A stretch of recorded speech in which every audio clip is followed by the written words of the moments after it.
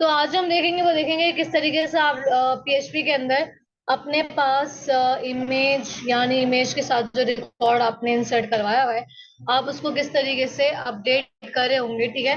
वैसे तो मैं अगर बात करूँ तो नॉर्मली जिस तरह हम लोग अपडेट करते हैं वैसे ही अपडेट होगा, लेकिन इसमें लॉजिकली कुछ चीजें जो है हमें चेंज करनी पड़ेंगी क्योंकि इस बार इमेज के साथ हम काम कर रहे हैं और उसका एक रीजन है, बताऊंगी। अभी हम चलते हैं और लास्ट टाइम हम लोगों ने डिलीट का काम किया था। अच्छा, मैं चाहती थी कि जब डिलीट के बटन पे क्लिक हो ना तो ना वो मुझसे पूछे कि जैसे अभी मैं जैसे क्लिक कर रही हूँ तो डायरेक्ट डिलीट कर रहे हैं, लेकिन आप अगर वेबसाइट पे देखो अक्सर तो वो पूछता है आर यू श्योर, क्या वाकई में आप डिलीट करना चाह रहे हैं। तो ये काम हम कर सकते हैं कैसे, बहुत छोटा सा काम है कि आप क्या करेंगे, आप डिलीट के बटन पे आके जो है ना एक इवेंट कॉल करवाएंगे ऑन क्लिक का, कि जैसे ही मेरे बटन में क्या हो क्लिक हो तो मैंने क्या कहा, मैंने कहा कि मुझे रिटर्न करवाओ। क्या रिटर्न करवाओ, मैंने कहा मुझे एक कंफर्म रिटर्न करवाओ। याद है ना कंफर्म, जैसे अलर्ट होता है वैसे ही कंफर्म होता है मैसेज शो करवाने के लिए। लेकिन कंफर्म में जैसे कोई चीज हम कंफर्म करवा रहे यस और नो उसकी बुनियाद पर चल रहा होता है। तो मैंने कंफर्म का फंक्शन इस्तेमाल किया और यहाँ पे बैकटिक इस्तेमाल किए। बैकटिक पता है ना, वन के साथ जो सिंबल है उसे कहते हैं बैकटिक्स। आपने उसका इस्तेमाल किया और उसके बाद आपने यहाँ पे लिख दिया आर यू श्योर, क्या वाकई में डिलीट करना चाहते हैं। सही है, तो यहाँ पे मैं स्पेलिंग ठीक कर लेती हूँ। सही है, तो यहाँ पे मैंने सिंबल लिखा, अब जाती हूँ, जाने के बाद मैंने इसको रिफ्रेश किया। रिफ्रेश करने के बाद जब मैंने डिलीट के बटन पे क्लिक किया तो देखो मुझसे पूछ रहा है। अब याद रखना, कैंसिल करूंगी तो डिलीट नहीं होगा, लेकिन मैं ओके करूंगी तो वो डिलीट हो जाएगा। ठीक है, तो मैंने यहाँ पे क्या किया, ओके, तो देखो डिलीट हो गया। लेकिन अगर मैं करती कैंसिल पे क्लिक तो वो मुझे डिलीट करके नहीं देगा। तो एक छोटी सी अच्छी लगी मुझे लॉजिक, मैंने कहा कि हमें पूछना चाहिए डिलीट करते, हो सकता है उसने गलती से क्लिक कर दिया हो। तो पहले वो मुझे भाई पूछ ले कि क्या वाकई में आप डिलीट करना चाह रहे हैं, अगर वाकई में तो फिर आप क्या करते उसको डिलीट कर। सही है, अब मुझे क्या करना है, आज के दिन हम क्या करेंगे, अपडेट का काम करेंगे। ठीक है, तो यहाँ पे मैं एक रिकॉर्ड को इंसर्ट करवा देती हूँ। ठीक है, तो मैं यहाँ पे सिंबल अपने पास कुछ डेटा इंसर्ट करवा ली हूँ। यहाँ से इमेज को चूज करवा लेते हैं। तो यहाँ पे उठा के मैं यहाँ से इमेज ले लेते हैं, ये वाली। ओपन किया, सबमिट किया, रिकॉर्ड हैज बीन इंसर्टेड। अच्छा, बार में ऊपर यूआर में जाके लिख रही हूँ क्यों ना नैप बार में यहाँ पे शो और इंसर्ट की फाइल्स को लगा दूं, ताकि मुझे ना बार बार ऊपर जाके लिखने की जरूरत ना पड़े। तो यहाँ पे मैंने कह दिया कि होम पे जब क्लिक हो तो एक काम करना, मुझे इंसर्ट वाली फाइल पे ले जाना, इंसर्ट डॉट पीएचपी की फाइल पे। और फॉर एग्जाम्पल जब मेरे पास क्लिक हो किस पे, शो पे क्लिक हो, तो मुझे कहाँ ले जाए, शो डॉट पीएचपी की फाइल पे ले जाए। डन हो गया। अब इससे क्या होगा कि मेरे लिए आसान हो जाएगी, बार बार मुझे जो है ऊपर से लिखने की जरूरत नहीं। अब यहाँ जाते हैं शो पे, तो देखो शो वाली फाइल पे आ गई। तो यहाँ पे मेरे पास रिकॉर्ड इनपुट है। अब यहाँ पे मेरे पास बटन मैंने एडिट का बना दिया था, अब मुझे काम क्या करना है, एडिट का काम करना है। ठीक, तो एडिट में मेरे पास होगा ये कि पहली बात तो मुझे पुराना रिकॉर्ड दिखाना है पहले, कि किसका रिकॉर्ड एडिट होना। ठीक है, उसके बाद जो नई वैल्यूज डाल रहा है उसे हमें एग्जिस्टिंग रिकॉर्ड के अंदर ही चेंजेस करवाने, ना कि नया रिकॉर्ड डालना है, बल्कि जो ऑलरेडी रिकॉर्ड इंसर्ट हुआ है उसी के अंदर हमने क्या करना है, चेंज करना है। ठीक है, तो हाँ बस अपडेट ही क्वेरी चलेगी इसके लिए। और जाहिर सी बात है पुराना मुझे रिकॉर्ड दिखाना है, वो लिख भी सके यानी चेंज भी कर सके। तो यानी ना फॉर्म ऑफ हम फॉर्म की मतलब फॉर्म के अंदर हम लोग पुराना रिकॉर्ड दिखा रहे होंगे ताकि वो उसके अंदर लिख कर चेंज भी कर सके। सही है, तो हम फॉर्म की शक्ल में दिखाएंगे पुराना रिकॉर्ड। तो यहाँ पे मुझे एडिट पे जब क्लिक हो तो मुझे स्टूडेंट एडिट की फाइल पे जाना चाहिए। अब जिस तरह मैंने डिलीट के बटन के पीछे आईडी को भेजा था ताकि यूनिक बना सकूं रिकॉर्ड को, इसी तरीके से मैं एडिट के लिए भी करूंगी कि बटन के पीछे क्या भिजवाऊंगी, आईडी भिजवाऊंगी। तो चलिए चलते हैं। यहाँ पे मैं आई और आने के बाद मैंने यहाँ पे एचरफ लगाया और उसके बाद सिंपल मैंने क्या कहा, मैंने कहा जैसे ही मेरे एडिट वाले पे क्लिक हो तो एडिट डॉट पीएचपी की फाइल पे चला जाए, साथ साथ क्या लेके जाए, मैंने कहा साथ साथ आईडी लेके जाए। सही है,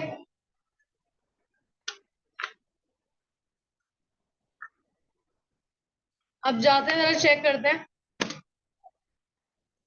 एडिट में मैंने क्लिक किया, आईडी लेके जा रहा है। ठीक है, और एडिट की फाइल पे भी लेके जा रहा है। नॉट फाउंड इसलिए लिखा रहा है क्योंकि मैंने अभी फाइल बनाई ही नहीं है, तो फाइल बना लेते हैं यहाँ पे, सही है।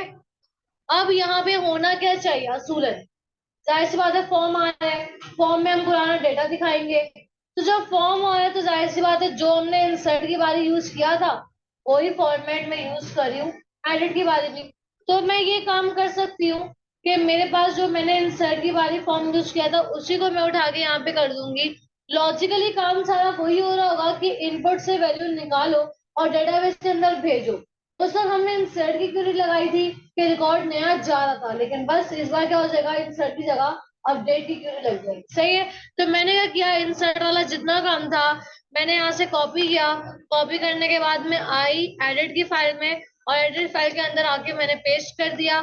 जाते हैं, जाके देखते हैं, यहाँ पे हेडिंग को बदलते हैं, इंसर्ट की जगह क्या कर देंगे हम यहाँ पे कह देंगे एडिट प्रोडक्ट, ठीक है। और उसके बाद यहाँ पे हेडिंग बदल दी। अब होना क्या चाहिए, जो आईडी 8 के अगेंस्ट में जो रिकॉर्ड है वो यहाँ पे शो होना चाहिए, तभी तो एडिट कर सकेंगे। तो उसके लिए मैं क्या करूंगी, आईडी मेरे पास है, ऐसी कौन सी क्यूरी है जो मुझे आईडी के अगेंस्ट में खाली उसका रिकॉर्ड लाके देगी, सेलेक्ट ऑल फ्रॉम टेबल का नाम where ID is equal to that ID, जिस आईडी में भी आपने क्लिक किया है उस आईडी का मुझे सारा रिकॉर्ड दिखा दे। ये मेरे पास बनेगी क्या क्यूरी। तो पहले तो मुझे पुराना रिकॉर्ड दिखाना है, तो मैं सबसे पहले तो जो यूआरएल के अंदर आईडी गई हुई है इसे निकालना है, ठीक है। तो मैं यहाँ पे आई और यूआरएल से आईडी निकालने के लिए मैंने इस्तेमाल किया गेट का। मैंने कहा डॉलर आईडी वाले वेरिएबल के अंदर डॉलर अंडरस्कोर गेट से निकालो क्या, मैंने कहा आईडी निकालो और आईडी निकाल के आईडी वाले वेरिएबल के अंदर डाल। अब करना क्या है, मुझे दिखाना है पुराना रिकॉर्ड। उसके लिए मैंने यहाँ पे एक वेरिएबल बनाया, मैंने कहा fetch is equals to double quotes के अंदर वो क्यूरी लगाऊंगी मैं। तो यहाँ पे हम PHP में एडमिन पे चलते हैं, ठीक है। पोर्ट 88 आ रही है हमारे पास, तो यहाँ पे आके हम 88 को ऐड कर देते हैं।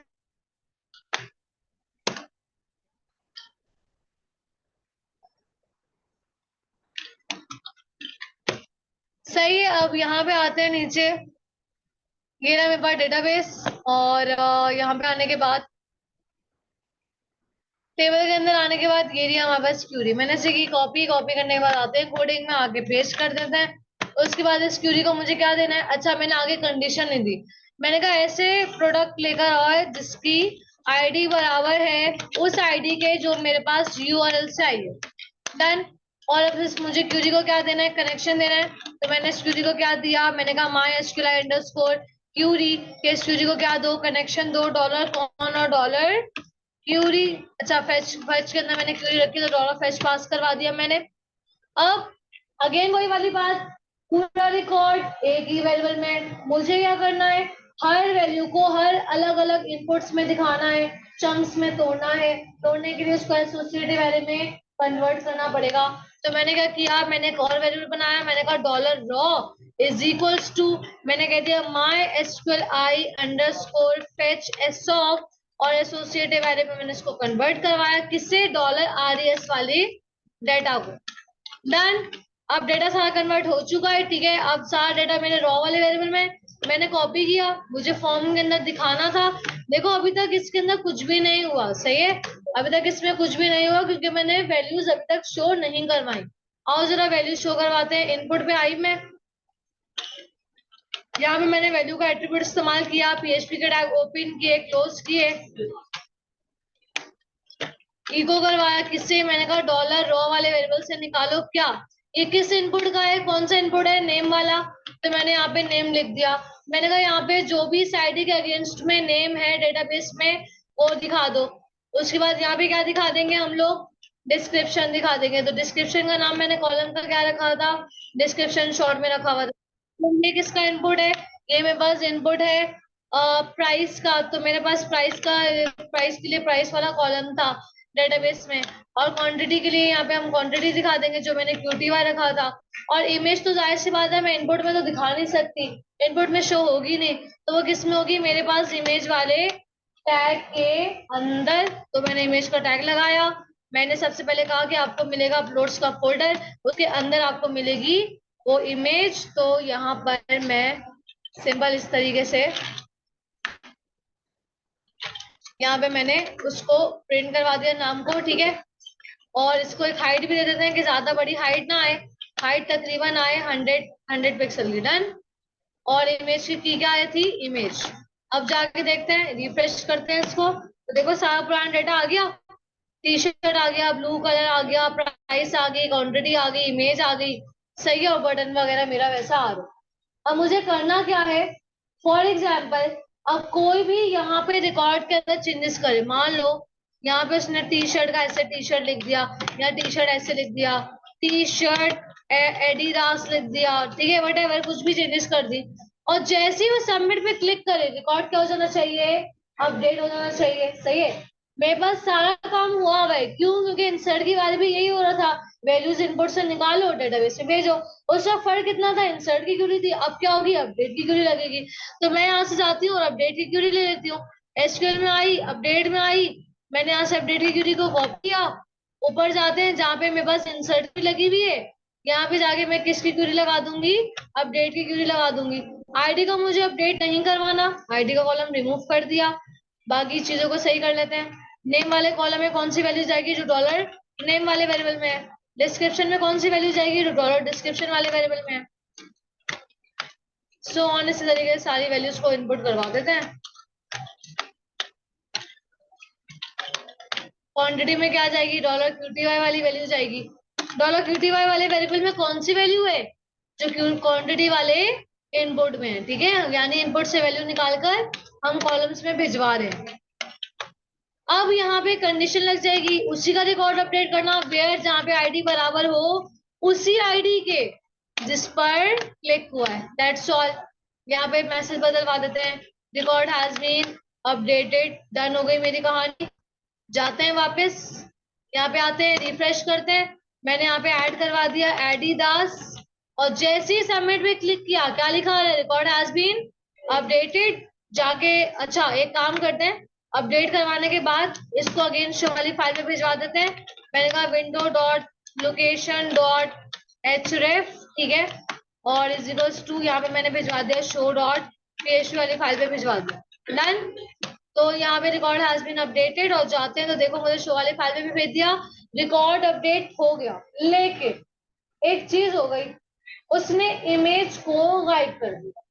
देखो यहाँ पे मैं आई डेटाबेस में, और डेटाबेस में जाके देखो डेटाबेस की वैल्यू भी उसने क्या कर दी, खाली कर दी। तो मुझे ऐसा नहीं करना, मेरे पास अगर ऑलरेडी इमेज थी तो मुझे अपडेट इमेज को कम करने की जरूरत नहीं थी। इमेज अगर न्यू उसने ऐड की है तब इमेज को मुझे अपडेट करने की जरूरत है। मैं बताती हूँ, यहाँ पे हम एक कंडीशन लगाएंगे कि फॉर एग्जाम्पल अगर हमारे पास आने वाला यूजर क्या करता है, अगर रिकॉर्ड के अंदर इमेज को यहाँ से सेलेक्ट कर रहा है, यानी चूज कर रहा है, ठीक है, तो ऐसे तभी मेरे पास टेम्परेरी इमेज के अंदर जो वेरिएबल है उसके अंदर वैल्यू जाती है। तो मैंने कहा कि अगर वो मेरे पास खाली नहीं है, जाहिर सी बात है उसने कोई इमेज अपलोड कर दी एडिट के टाइम पे, वो इमेज को भी अपडेट करना चाह रहा है। तो यहाँ पे मैंने कंडीशन लगाई, मैंने कहा इफ अगर मेरे टेम्प इमेज वाली वेरिएबल वाली जो वैल्यू है अगर वो खाली नहीं है, यानी उसने अपलोड की है एडिट के टाइम भी, तो काम करे वो सारे कॉलम्स को अपडेट कर दे वाला कॉलम। और अगर उसने इमेज को अपलोड नहीं किया, खाली क्या करा है, नाम बदला है या डिस्क्रिप्शन या प्राइस या क्वांटिटी कुछ और बदला है, इमेज को उसने सेलेक्ट नहीं किया, तो मैं चाहती हूँ पुरानी वाली वैल्यू ही रहे। तो मैंने क्या किया, मैंने वही सेम क्यूरी रहने दी, बस उसमें जो मेरे पास इमेज वाले जो कॉलम है वो मैं क्या करवा दूंगी, रिमूव करवा दूंगी, ताकि पुरानी वाली वैल्यू ही मेरे पास रहे। बस इतना सा मुझे करना था। अब जाते हैं, रिफ्रेश करते हैं।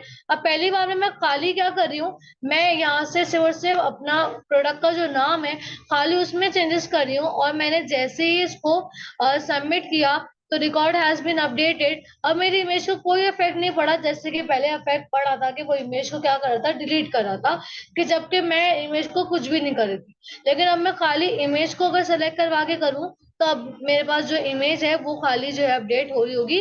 तो ऐसे कोई मसले वाली अब बात नहीं है। अब चाहे आप इमेज को चूज करो एडिट करते हुए या ना करो, अब इमेज को आपके पास कुछ नहीं होने वाला। तो इस तरीके से आप अपने पास PHP के अंदर इमेज के साथ अपडेट